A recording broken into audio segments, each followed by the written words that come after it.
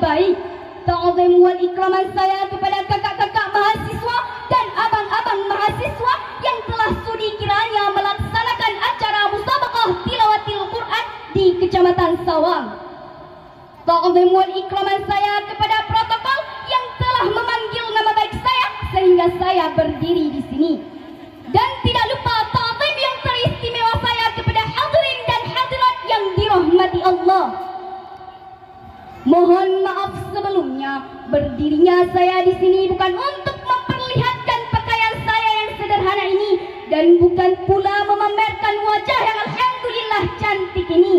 Tapi berdirinya saya di sini hanya untuk menyampaikan satu patah kata atau dua patah kata yang berjudul adab para remaja di era modernisasi dan berbakti kepada kedua orang tua.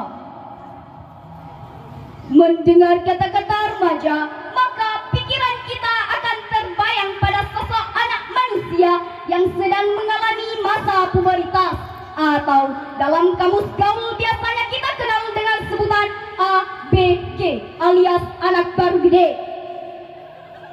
Remaja adalah harta kekayaan yang paling berharga di dunia. Mereka adalah generasi penerus agama, bangsa, bahkan calon pemimpin dunia. Jika remaja baik, maka agama di dunia akan berseri menghadapi masa depan yang aman, tentram, dan penuh kedamaian. Akan ikut lebih baik pula. Kita semua pastinya ingin menjadi remaja yang unggul, bukan? Kita pasti bisa, hadirin. Tapi bagaimana caranya? Apakah dengan duduk manis atau menjadi kutu buku kita bisa meraihnya? Tentu saja tidak, hadirin. Adab adalah kunci sukses nomor satu buat jadi santri unggulan di era modernisasi. Kenapa begitu, hadirin? Karena buat jadi bintang santri dan idola di pesantren, kita harus melakukan adab berikut ini. Pertama, adab terhadap guru. Mengapa kita harus beradab kepadanya? Karena guru adalah seorang dokter yang telah mengobati jiwa-jiwa kita yang jahil dan yang telah mengeluarkan kita dari kegelapan kebodohan kepada cahaya pengetahuan. Oleh sebab itu, kita harus berbakti kepada mereka. Bakti-bakti yang melewati bakti kepada kedua orang tua. Mereka lah yang telah menjaga dan mengajari kita mana yang hak dan mana yang batil. Kedua, adab terhadap kedua orang tua. Lebih-lebih lagi kepada seorang ibu, karena kasih sayang seorang ibu tak dapat terbalas oleh apapun juga. Yang bisa dilakukan anak ialah memberi penghormatan dan pelayanan yang utama. Dengan alasan apapun, orang tua, terutama ibu, harus dihormati dan dilayani. Terutama ketika mereka sudah tua dan dalam keadaan lemah. Sesibuk apapun, sesulit apapun, ibu harus dihormati dan dilayani. Sebagaimana dalam firman Allah Subhanahu wa taala dalam surat Al-Luqman ayat 14 sampai 15 berikut ini. A'udzu billahi minasy syaithanir rajim.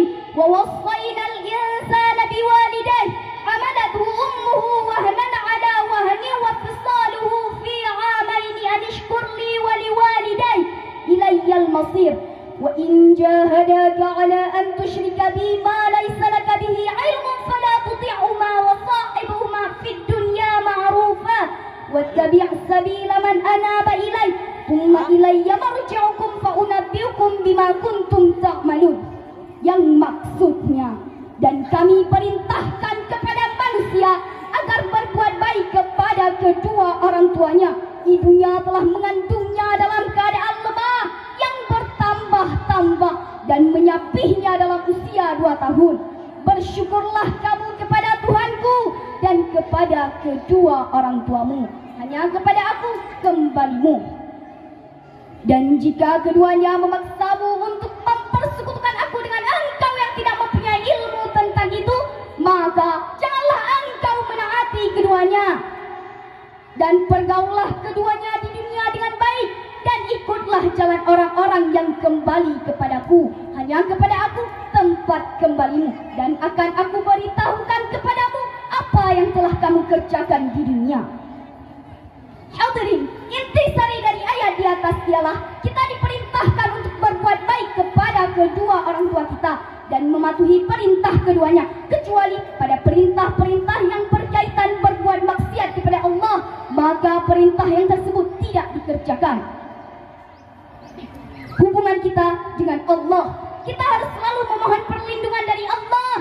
kita dijauhi dari fitnah-fitnah di zaman modernisasi ini. Berpegang teguh kepada kitabullah dan sunnah Rasulullah.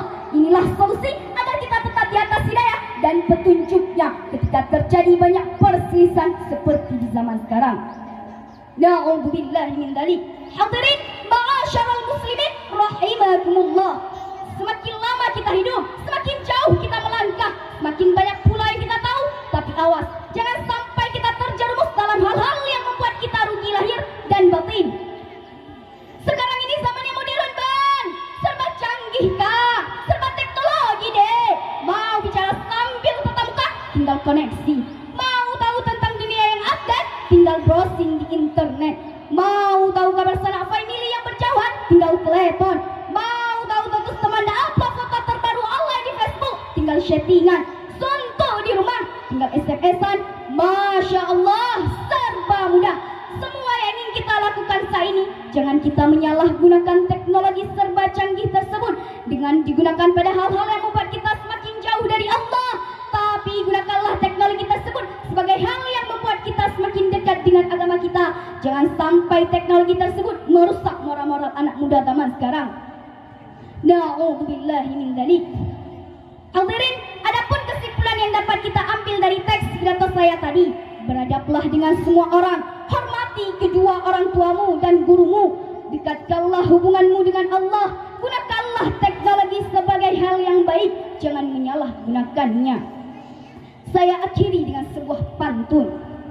Pergi memancing ke Sungai Sula, bila dipancing di hari senja, salam undur diri dari saya untuk teman-teman semua. Mohon maaf atas segala kekurangan dan kesalahannya. Terima kasih atas